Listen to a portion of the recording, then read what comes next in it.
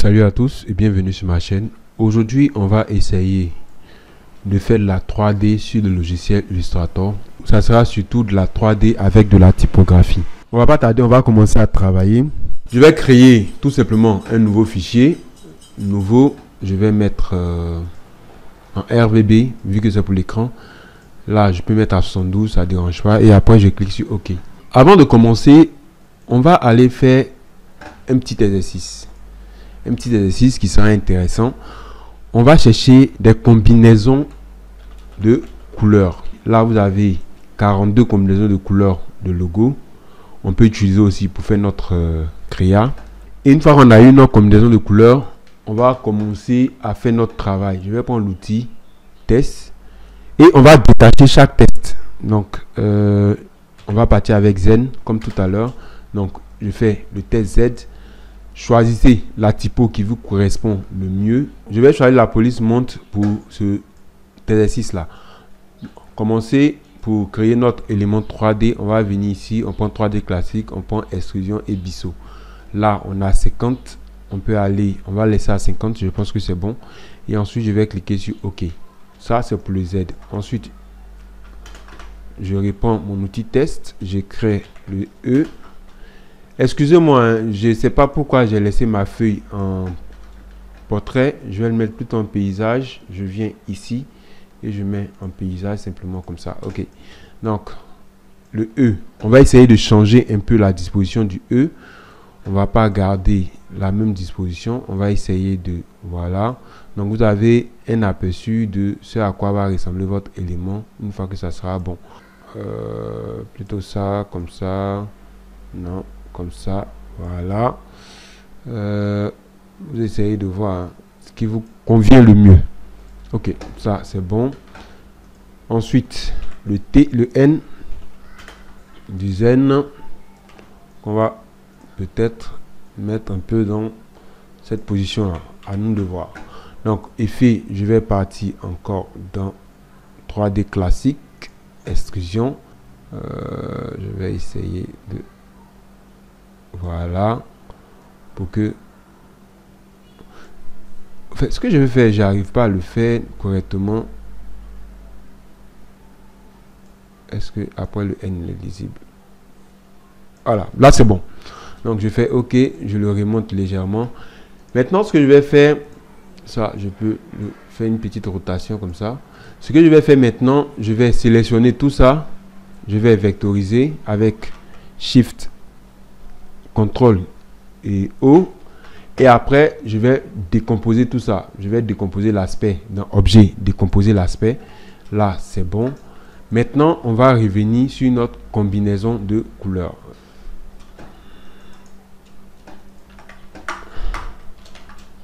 Voilà, je vais copier l'image et on va faire tout simplement la pipette parce que on n'a pas le temps de copier les codes. Voilà, donc là je sélectionne ici, j'applique cette couleur là. Vous voyez que ça donne quelque chose de vraiment soft, quelque chose de vraiment beau. Donc on va aller comme ça. Vous pouvez le faire pour tous les autres éléments. Là, là, là, là, on va appliquer cette couleur là. Et ensuite là, là, là, là, on va appliquer celle-là. Voilà. Là, je vais changer la disposition de mes éléments. Je mets en arrière-plan ici. Celui-là peut rester au premier plan. Ça ne dérange pas. Vous pouvez aussi changer la rotation. À vous de voir. Vous voyez que là, je peux faire la rotation comme je veux. Mais on va rester comme ça. Lui aussi, on peut le mettre en arrière-plan. CTRL X, CTRL B. Voilà. Je vais remonter tout ça.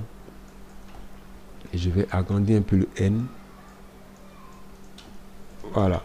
Donc là, on a notre Zen. J'aime bien quand ça passe à l'intérieur comme ça. Je vais appliquer la même couleur ici. Voilà. Et je peux le redescendre légèrement et agrandir le Z. Voilà, comme ceci. Donc, on a notre Zen qui est là en format 3D. On va essayer d'ajouter une petite ombre sous notre test pour que on ait l'impression qu'il est suspendu. Je vais créer une ellipse. Je vais appliquer du noir comme ceci. Alors, je vais sélectionner, je fais effet, spécial et on va appliquer un contour progressif. Voilà, vous pouvez essayer de voir ce qui vous convient le mieux. C'est une ombre qu'on veut, donc là c'est bon. Ok. Maintenant que ça c'est fait, je pense qu'on est pas mal. On va essayer d'ajouter quelques petits éléments pour... Là vous voyez que il y a un truc que j'ai raté ici. On va ajouter ça et ajouter ça. On va appliquer ici. Ok, donc ça aussi j'ai raté. Voilà. Donc une fois que ça c'est fait, on va essayer d'agrémenter un peu notre élément avec diverses formes. On peut essayer d'ajouter là par exemple un polygone. Ok, je vais toujours ajouter l'effet 3D simple. Voilà, donc on va ajouter un polygone. Vous essayez de jouer avec les formes. Il faut qu'on sente bien le polygone. Voilà, comme ceci.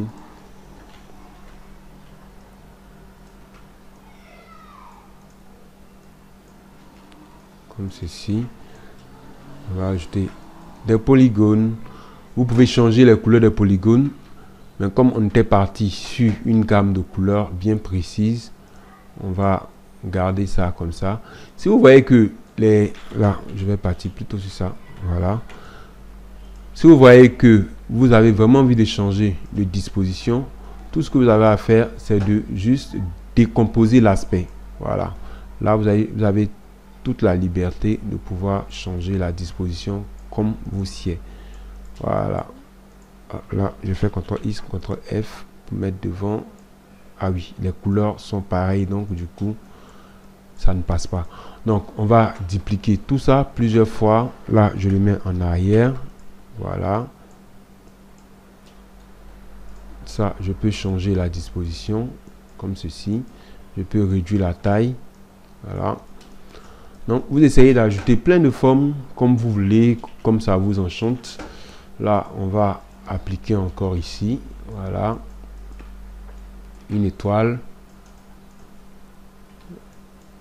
Donc, vous pouvez ajouter des couleurs.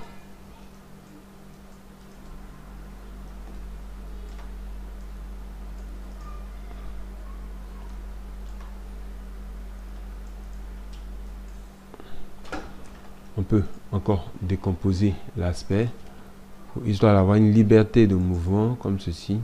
Voilà. N'hésitez pas à vous amuser. Hein. Amusez-vous, faites des choses, amusez-vous. Voilà. Maintenant, ça, on est pas mal. On va essayer d'associer tout ça avec CTRL-G. J'associe tout ça. Et ensuite, ce que je vais faire, je vais dupliquer ma forme, voilà, avec Alt. Et je vais associer cette forme-là avec Pathfinder. Voilà, comme ceci. L'objectif, c'est de créer une ombre derrière mon élément disposition. On va mettre en arrière-plan. Voilà. Là, j'ai le bon plan. Voilà. On va essayer de créer une ombre juste derrière. On va appliquer du noir. Et vous pouvez aussi agir sur l'opacité. On va essayer d'agir sur l'opacité, opacité, la transparence. On va réduire un peu la transparence, comme ceci. Voilà. On a quelque chose de pas mal. On va diminuer tout ça.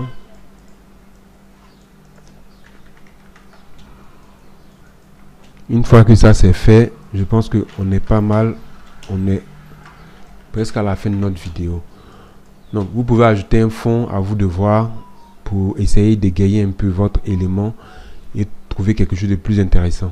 Si on a terminé, j'aimerais vous inviter à vous abonner si vous êtes nouveau sur la chaîne, à activer la cloche de notification pour ne plus manquer une vidéo sur la chaîne. Allez, bye.